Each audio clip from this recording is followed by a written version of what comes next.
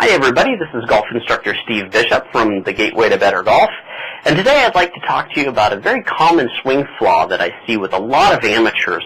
It's not necessarily, I shouldn't call it a flaw, because in fact some people actually want to have this in their golf swing. We'll get into that a little bit, but I'll let you know ahead of time. That actually has to do with the stack and tilt method. I've had some discussions recently with several of the guys that promote the stack and tilt, and I'm definitely in the right ballpark. They may not necessarily agree with me, but I think it's going to shed some light on the subject here. Now, first of all, I like to have a right-sided tilt to my backswing. That is, at the top of my backswing, when I get to this position, I like to have some tilt with my spine. I want it to have that angle away from the target.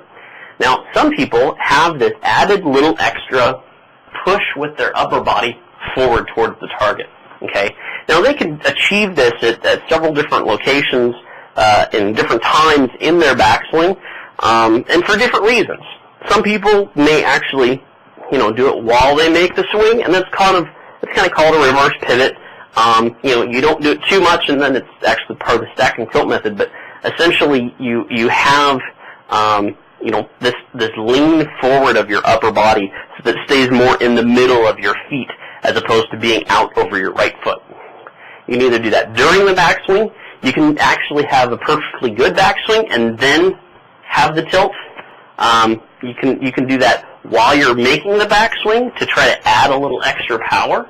Or you could actually have a perfectly good backswing, and then to start your transition forward, you may add that tilt. So there's kind of three different ways that you can end up getting to that position where you have that lean forward.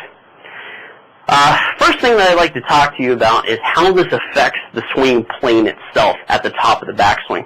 I'm going to grab my little trusty tennis racket here because it's going to illustrate it nicely for us.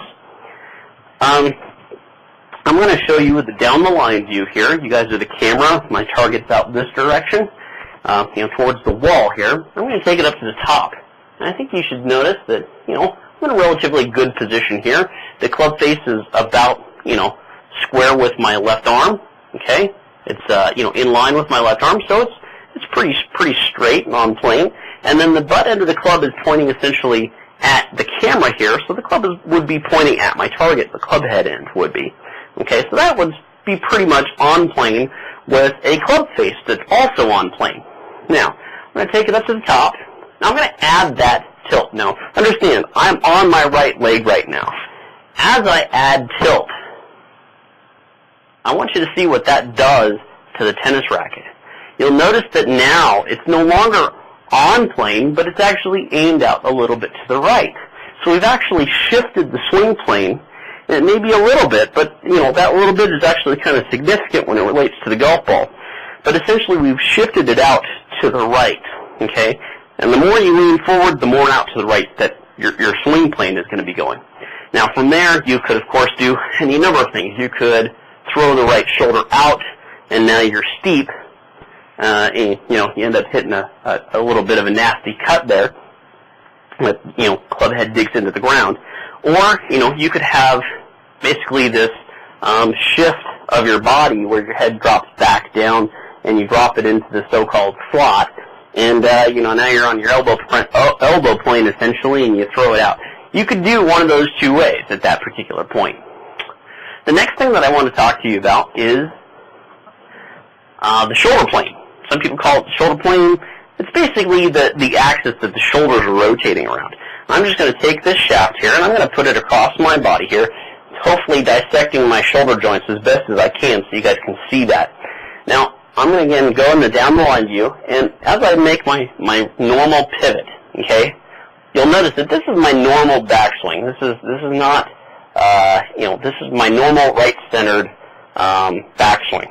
Now, if I add that little extra oomph forward, I don't know if you can quite see that or not, but essentially the shaft is going to be leaning a little bit more downwards towards the ground because I add that.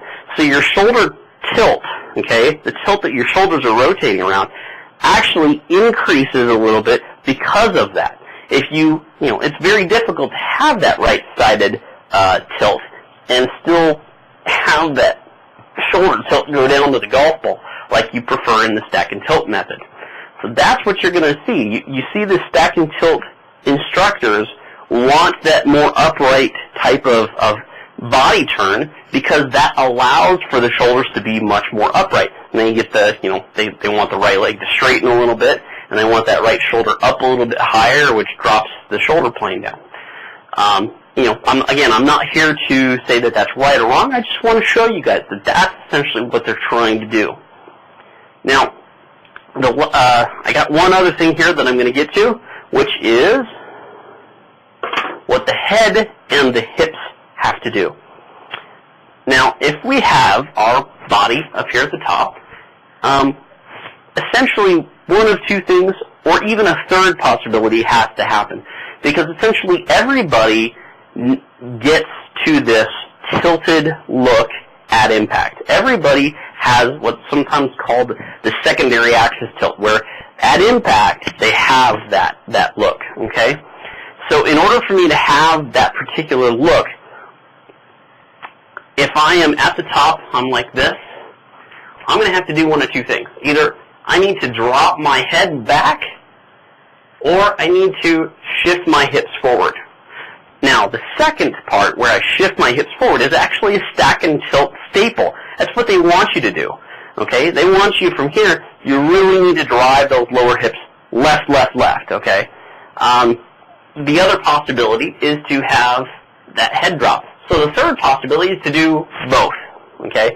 So you can do head drop, you could hips shift forward, or you can do both.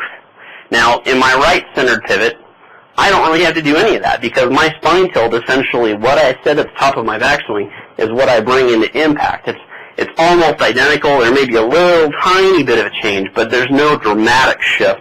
I'm not gyrating my hips underneath my upper body at all, nor am I, moving my upper body around and destabilizing my swing center. So there's kind of some different schools of thought with that.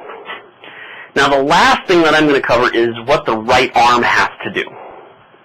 Now, because I'm shifted forward and I've got my upper body way ahead of this golf ball, okay, if I've got my head even just directly over that golf ball, what I'm going to have to do is, at this point, even if I have my hips shifted all the way forward, I'm going to have to, with my right arm, pretty much push straight down, because you'll notice how much more in front my right shoulder is. It's not back here a long ways away from the golf ball. It's actually more or less directly over it. And because of that, from my right shoulder socket down to the golf ball is much more straight down. I can't, I'm not tilted back here like this, trying to go straight at it this direction. I'm trying to go downwards more. And that's going to position your right elbow in a different location. So if you are trying to get into this pitch elbow or punch elbow position, this might pertain to you. If you have a punch elbow, this might be the reason why, because if you are going essentially straight down at it, your elbow can't get away from your rib cage. It's going to be stuck here to the side, because you can't really put it out here in front of you and still angle it down.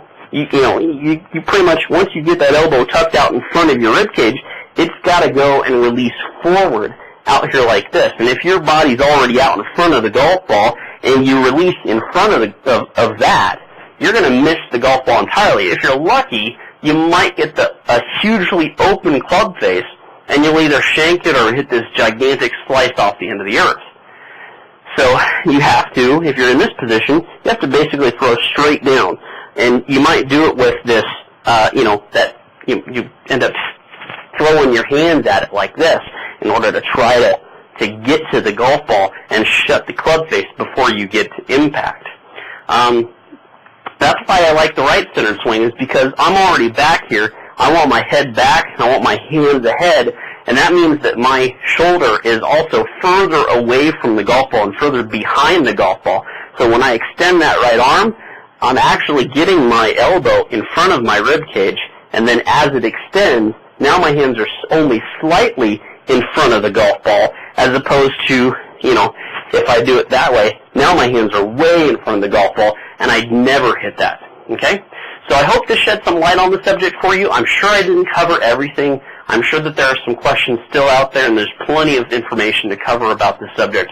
But if you want to, feel free to contact me at any time and ask me any questions about this video or anything else to do with the leftward tilting top of your backswing.